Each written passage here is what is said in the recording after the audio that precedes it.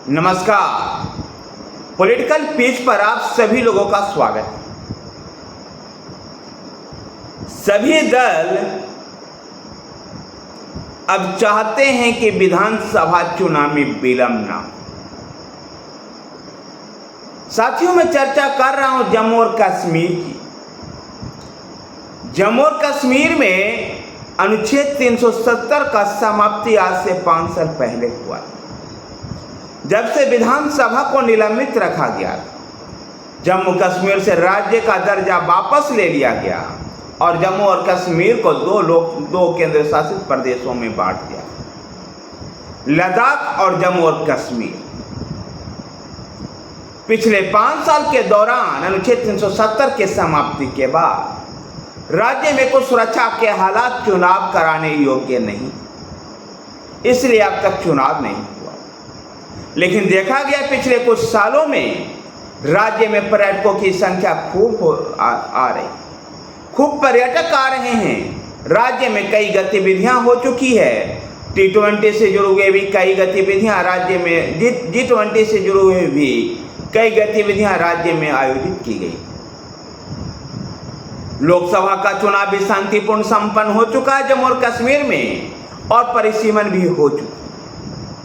Supreme court का order भी है कि 30 सितंबर से पहले राज्य में चुनाव करवाया जाए। ऐसे में राज्य के तमाम राजनीतिक दल, चाहे वह भारतीय जनता पार्टी हो या कांग्रेस या फिर नेशनल कॉन्फ्रेंस हो या PDP, सभी राज्य में जल्दी चुनाव चाहते हैं। ये तथ्य उस समय उभर करके सामने आया जब मुख्य चुनाव आयुक्त राजीव कुमार के नेतृत्व में चुनाव आयोग जम्मू कश्मीर के 2 दिवसीय दौरे पर। इस दौरान निर्वाचन आयुक्तों ने विभिन्न राजनीतिक दलों के नेताओं के साथ साथ वरिष्ठ अधिकारियों से भी उन्होंने मुलाकात की। जिले के अधिकारियों से मुलाकात कर जिले में और राज्य में, पूरे राज्य में और जिलेवार सुरक्षा स्थिति का जायजा भी लिया। तमाम राजनीतिक दलों से उन्होंने मुलाकात की ताकि जम्मू और कश्मीर में एक स्वतंत्र और सही तरीके से चुनाव करवाया जाए।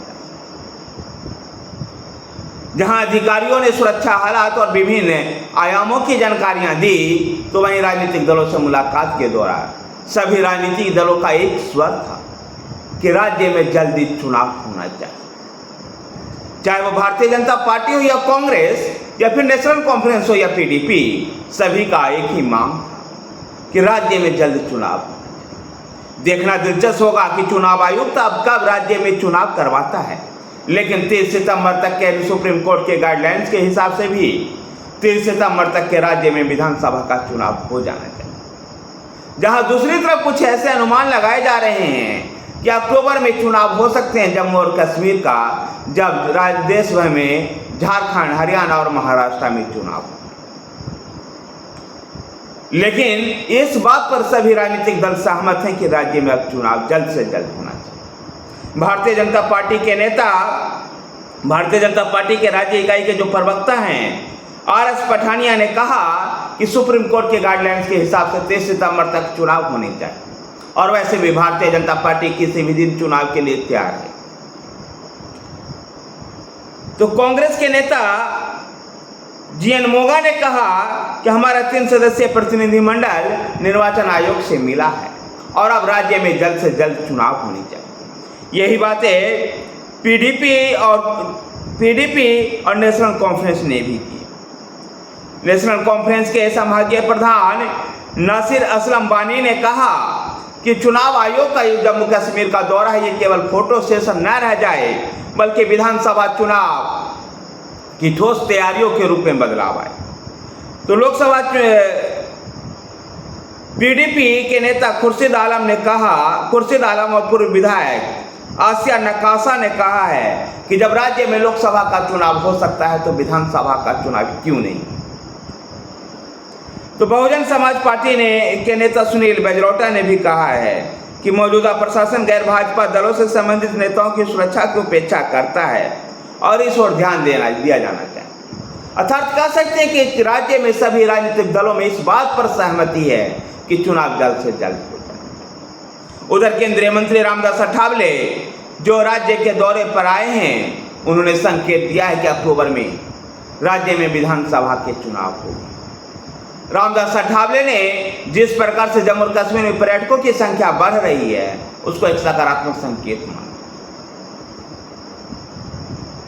नेशनल कॉन्फ्रेंस के नेता और फारूक अब्दुल्ला ने इस बात को कहा है कि पहले चुनाव जीत लेंगे, उसके बाद विधायक दल तय करेंगे कि मुख्यमंत्री कौन होगा। दरअसल फारूक अब्दुल्ला से सवाल पूछा गया था कि अगर पार्टी राज्य में चुनाव जीतती है तो मुख्यमंत्री कौन होंगे, तो इस पर फारूक अब्दुल्ला ने कहा कि पार्टी की प्राथमिकता पहले चुनाव जीतने की है, बाद में मुख्यमंत्री तय कर लिया जाएगा। श्रीनगर बारामूला लोकसभा क्षेत्र से उमर अब्दुल्ला का चुनाव हारने और इंजीनियर राशिद के चुनाव जीतने पर बारामूला लोकसभा सीट पर उमर अब्दुल्ला के चुनाव हारने और आज़ादी के समर्थक नारेबाजी करने वाले इंजीनियर राशिद की जीत पर दिल्ली को सतर्क करते हुए फारूक अब्दुल्ला ने कहा है कि राशिद इंजीनियर जैसे लोगों की सोच भारत और पाकिस्तान से अलग एक स्वतंत्र राष्ट्र बनाए और इसको लेकर के केंद्र सरकार को सतर्क रहना चाहिए। देखना दिलचस्प होगा कि जम्मू और कश्मीर की राजनीति में जो वहाँ का विधानसभा का चुनाव एक महत्वपूर्ण स्थान रखता है, आखिर वो विधानसभा का चुनाव कब, क्या सुप्रीम कोर्ट की गाइडलाइंस के अनुसार 30 सितंबर तक जो चुनाव करवाए जा सकते हैं या नहीं। जहाँ तक के मेरा अनुमान है, ऐसा लगता है कि राज्य में जो चुनाव होगा वो झारखंड, महाराष्ट्र और हरियाणा के साथ ही अक्टूबर में चुनाव हो सकता है। ऐसे में केंद्र सरकार और निर्वाचन आयोग सुप्रीम कोर्ट में एक एफिडेविट दाखिल कर सकता है और 23 सितंबर की जो डेडलाइन है उसको अक्टूबर में कुछ तारीखों तक बढ़ाया जा सकता है। देखना दिलचस्प होगा कि केंद्र सरकार कितनी गंभीरता के साथ इन सभी कामों को करती है।